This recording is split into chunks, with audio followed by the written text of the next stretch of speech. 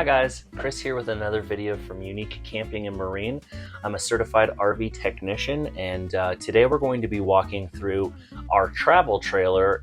This is going to be different for quite a few things, but for a lot of travel trailers there's going to be a lot of similarities here.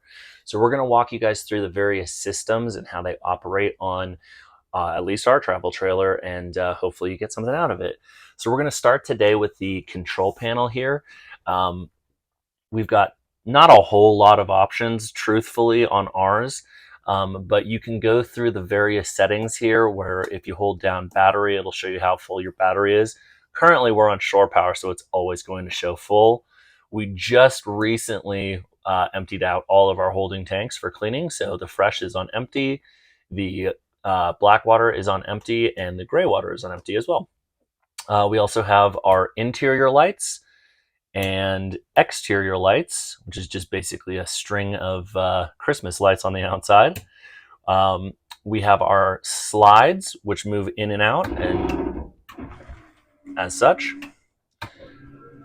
And then our awning, which goes in and out as well. On this side, we have our water pump, which you can hear. No, it's not running currently because it's filled up with water, and the pressure sensor is satisfied. And then we also have our hot water heater, which we'll flip on to on, and we should start hearing it clicking to try to ignite out here.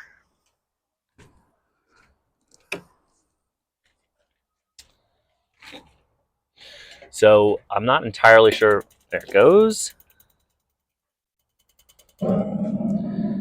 So you should hear a direct spark ignition system start to click again and again, and that's the spark system. And then the whoosh is the flame igniting inside there. Let's go back inside. I'm going to turn that off because we're not actually using the hot water heater currently. We've turned on the propane already, so we'll run you through some of the kitchen systems here. If you'd like to have a look underneath here, this is the back side of the hot water heater. And this would be where you would do your winterization for your hot water heater, which will bypass the hot water heater completely and allow it to not be filled with water, so you don't have to fill it completely full of the pink stuff antifreeze. Underneath here, we also still have our plumbing for our kitchen sink. And that's about it for underneath there. Moving on, we've got our fancy microwave, which you must be on 120 volts shore power in order to operate that. You can't run it off of just the battery. The battery operates only off of 12 volts DC, and this has to be on 120 volts DC to operate. We can run it currently because we're on shore power, but that's kind of how that works as well. Over here, we've got our range, and this is a really good way to test that you've got propane power going to it. And sure enough, lights right away. And give it another one. Yep.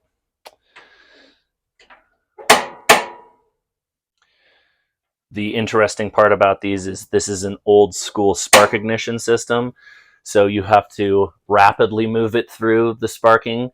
1 or 2 clicks oftentimes doesn't work. I definitely did not get it running initially, so took us a little bit to get that one going, but now it's in operation. This is our refrigerator. We can set it in either automatic, which will switch over to electric, and it runs off of 120 volts of electricity, or you can select gas and it will run on 100 or on the propane gas. And so how this operates is there's a small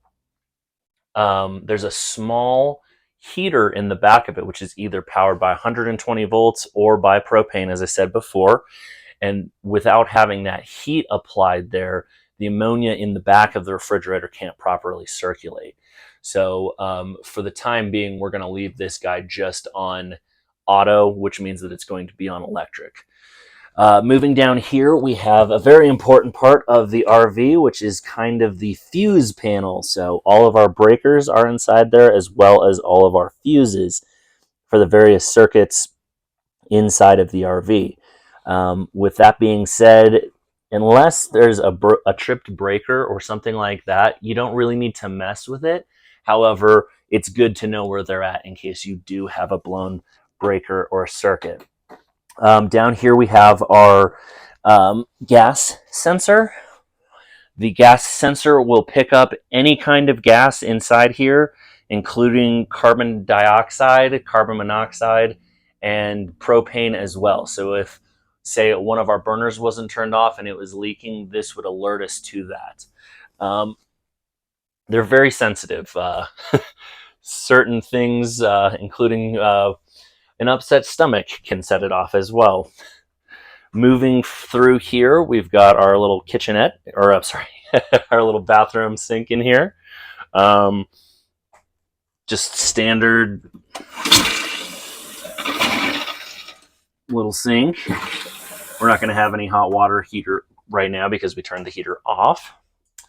In here, we've got our bathroom with our nice little fart fan, which is not wanting to run currently.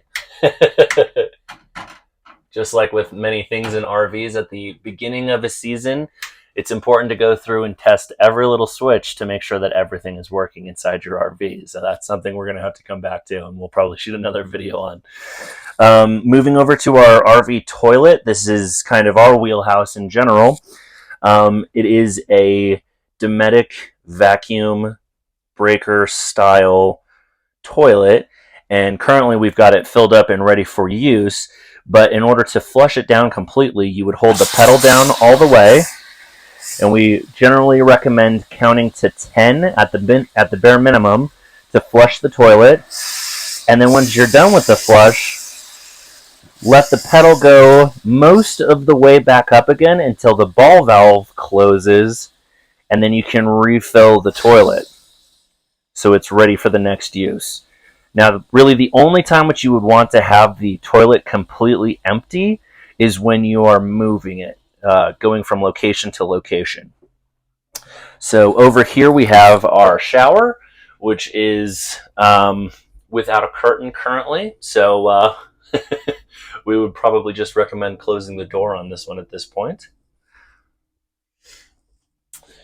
Then moving forward through here, there's a couple of little things which is nice to point out.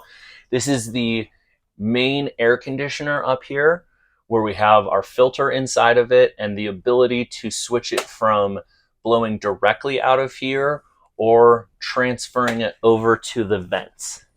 Now, turning back around, we've got our thermostat control, and the thermostat is a little bit different than a car thermostat, and this can cause people quite a bit of issues.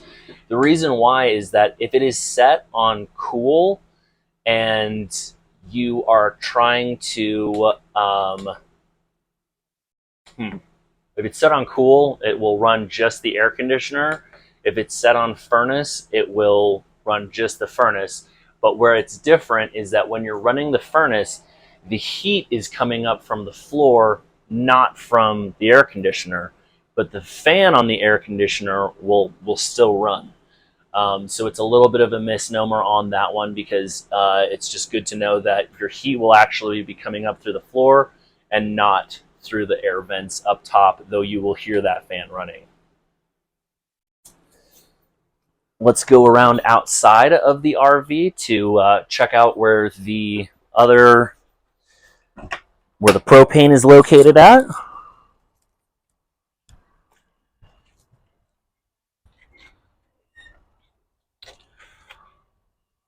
Walking around, we have just one cylinder hooked up right now because that's all we currently need. But a couple of things to note here is when you're hooking up your propane and you're getting ready to use it, it's always best to go slowly with all of the functions of this. So thread your propane connection on slowly, and you should hear a slight ping, and that's a small safety device being pushed back. And then also open the gas valve nice and slowly, and you also don't have to have it open all of the way to have all of the functionality of the propane on your RV. Coming back around, we've got our tongue jack right here, which we can use to help level the system going up and down with it. Back around on this side we have, and we're very lucky to have these here, we've got the jack stand extensions, which are electric, which is very, very handy, so we don't have to use a drill or a hand crank to turn them. Here is our leveling gauge, which we use to make sure that the RV is level, both for comfort and for proper plumbing operation. If the RV isn't quite level, it can really cause some issues with RV plumbing, because if it's tilted in the wrong direction, you're going to have a really hard time with water flowing into either the gray tank or the black tank. Moving along here, this is the back side of the hot water heater. If you need to empty it out for winterization, you would gain access right here. And that is done by removing this plug here to drain it out. And then on the inside of the RV, we would set the valves to bypass, so we're not filling the hot water heater up with the antifreeze.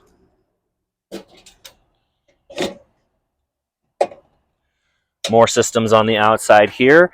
This is where the furnace exhausts and gets fresh air from the inside. On this right here, we have this is the vent for the fan on the inside of it above the range. Over here is the service access for the refrigerator.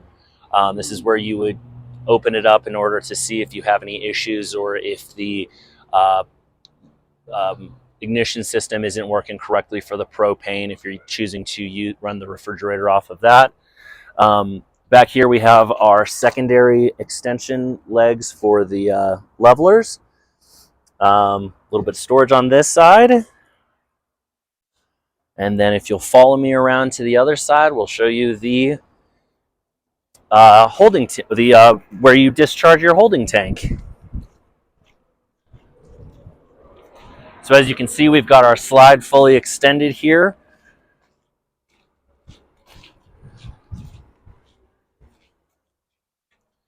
Here's where our cable is stored for the electricity for shore power.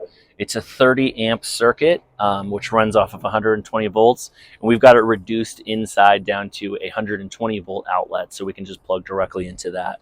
We're not able to use the full 30 amps of it because our building circuit is only 15 amps, but it's enough to serve our purposes. Over here is where we've got our city water connection into. And we're using this rather than the water pump and the freshwater storage, because since we're so close to our building, we might as well just leave it hooked up and under pressure all of the time for our purposes. And then in the evenings, we just disconnect it and push it back inside. Right here, we have our discharge area. This is going to be our black water holding tank valve, which we keep always in the closed position. And this is the discharge port right here, and this is our gray water holding tank valve. We're currently keeping it in the closed position because we don't have a sewer port to run anything into, and so we basically fill it into a tote and then move it to a dump station elsewhere. But that's essentially the systems of our RV travel trailer. I hope you guys enjoyed. Have a great day.